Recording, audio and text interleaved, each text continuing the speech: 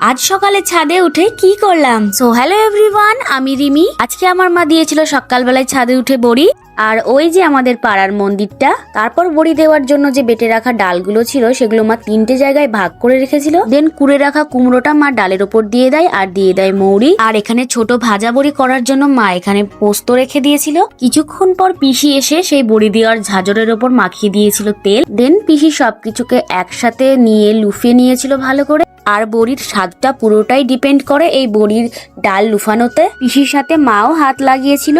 মা এখানে ভাজা বড়ির জন্য যে ডালটা আলাদা করে রেখেছিল সেখানে ঢেলে দিয়েছিল পোস্ত, মৌরি, লবণ। এইদিকে পিসি সেই ঝাঁঝরের ওপরে বড়ি বসাতেও শুরু করে দিয়েছে। আর বড়ি বসানোও একটা ট্যালেন্ট, কারণ সবার দ্বারা সেটা হয় না। এখানে সেই আমি ভাজা বড়ির যে ডালটা ছিল সেটা মেখে নিয়েছিলাম।